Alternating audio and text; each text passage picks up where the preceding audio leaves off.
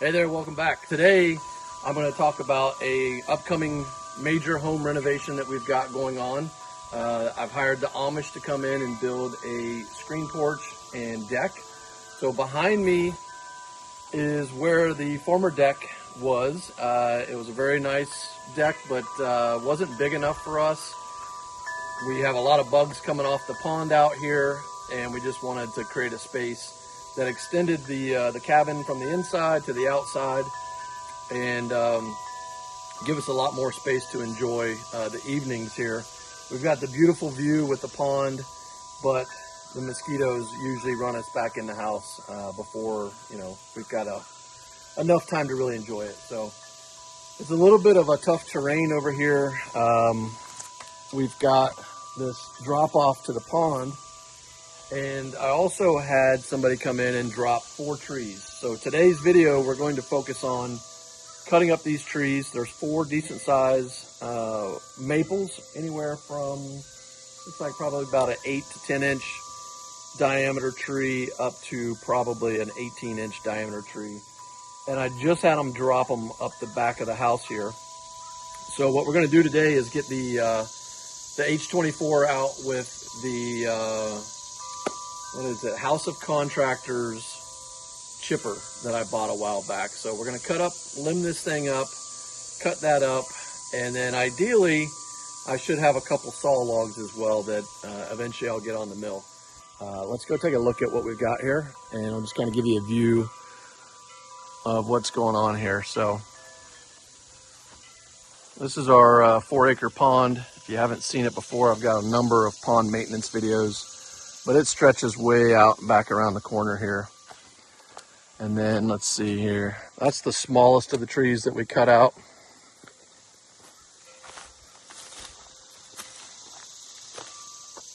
That's probably about the size, so I don't know, 12 to 14 maybe on that one. Probably about the same on that one. And that one might be a slight bit bigger. So as I walk around here, a little better view of the pond. These things, I think they were probably about 40 to 50 feet tall. So there's going to be a lot of chipping going on here. If you want to see this chipper in action, in the size of pile that we end up with, I'm going to try to save all the chips for mulch in the spring. I got a number of trees coming for the back 80, and I can use some hopefully free mulch. So yeah, stick around.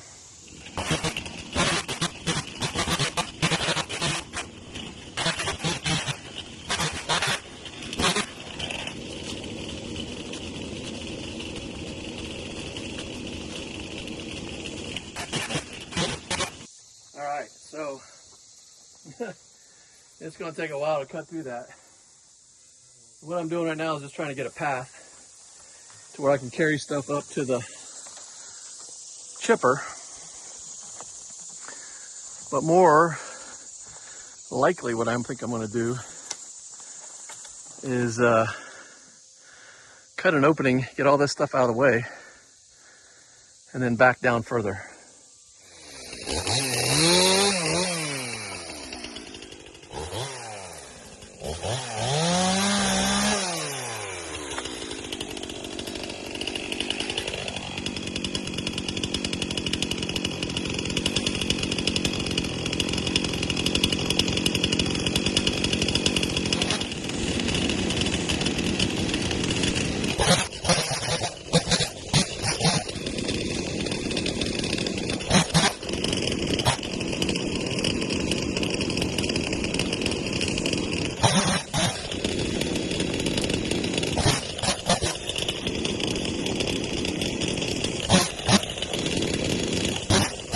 Alright, so I moved the chipper closer. I got a huge pile right here.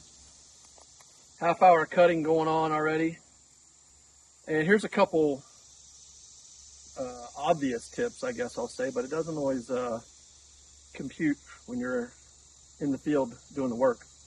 One, you can align your chipper throat with your stack and get all of your branches lined up so that they all can just be picked up and fed in. You don't have to carry them more often. Very helpful. Another one, as you're cutting and as you have the chainsaw, look for stuff like this. So the throat on this chipper is 8 inches wide. Stuff like this is not going to make it through that chipper. Other branches that are thinner are going to bend and go through.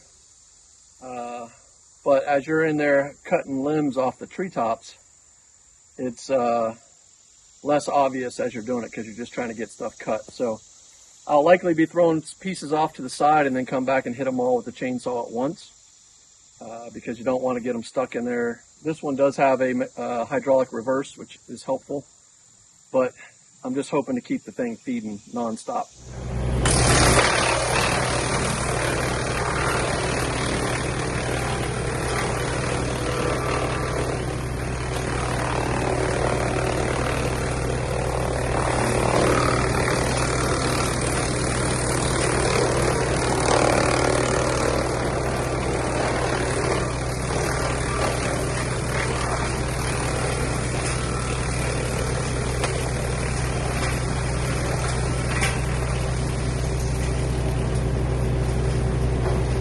So I imagine some of you are probably wondering why I was wearing the chaps and the helmet the whole time, working the chipper. And as you can see, I had shorts on. So the way when you start pulling those branches into the auto feed on that thing, man, they just start getting whipped around. They will tear you up quick. I got some pretty good scratches on my arms. But I've gotten caught in the face too. I mean, when you're feeding all that stuff through, it's just whipping around as it gets pulled in. So better safe than sorry.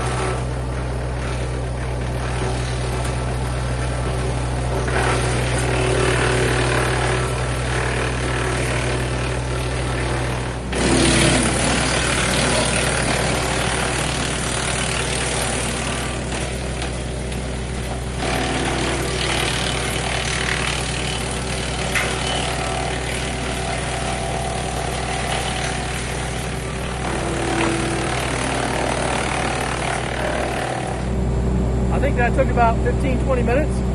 Went well. Yeah, it looks easy, but it's hard work.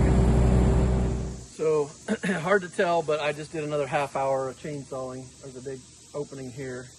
Some of this stuff's caught up in the trees. It's gonna be a while. Did some down below and on the back side. So I'm gonna hit the chipper again. I think I'm about 2.5 hours in, and I've added a few breaks in there. It's definitely wearing me out. Nice day today, not too humid, but man, it's a lot of work. So I'm gonna keep at it for a little bit longer here, see what we get to.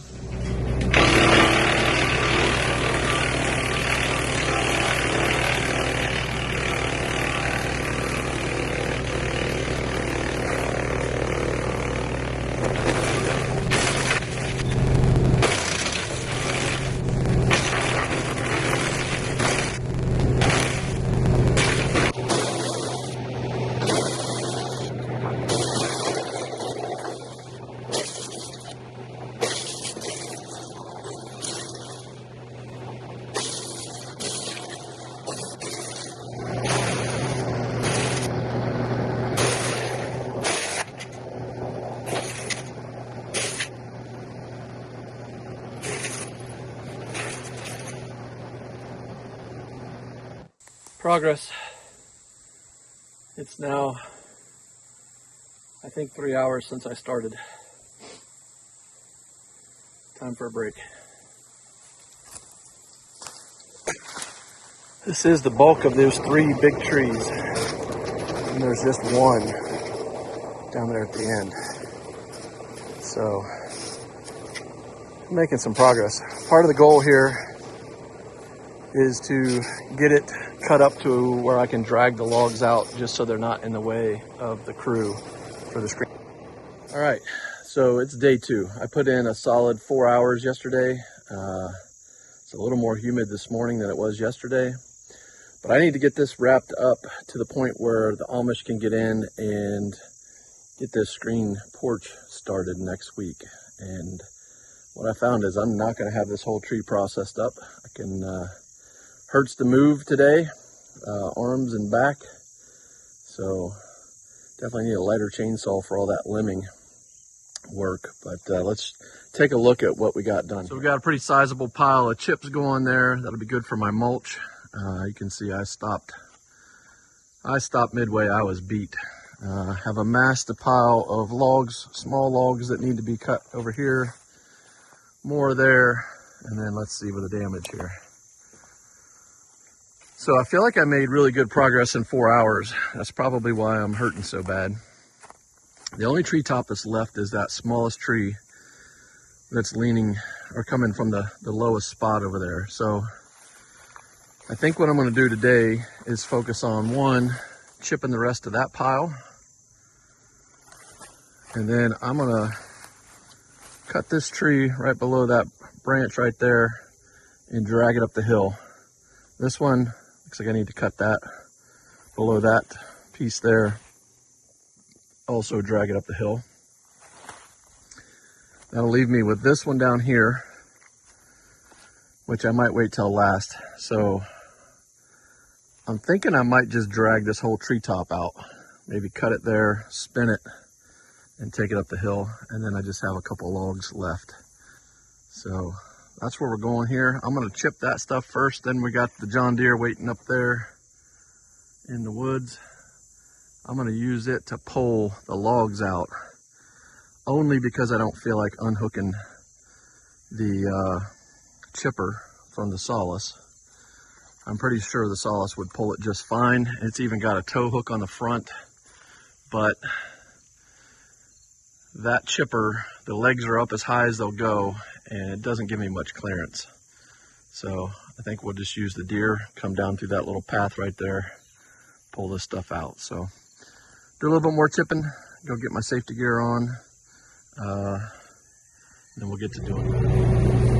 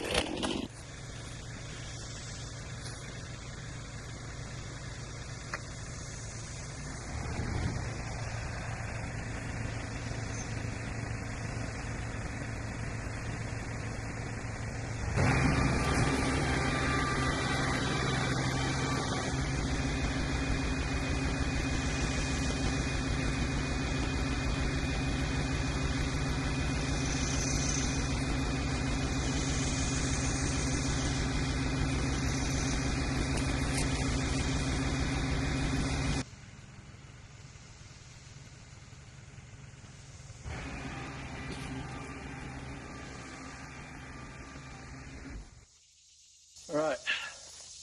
Well, that went about as smooth as I could hope. I'd like to have had some ballast on the back. When you start pulling and you're on a hill and you're sideways, something could shift and tilt. It's a little precarious up there. It doesn't look that bad of an angle, but you just never know. And when I've had that happen where I was pulling with the loader on a shrub. It happens fast, but nothing dug in too bad, so it went pretty good.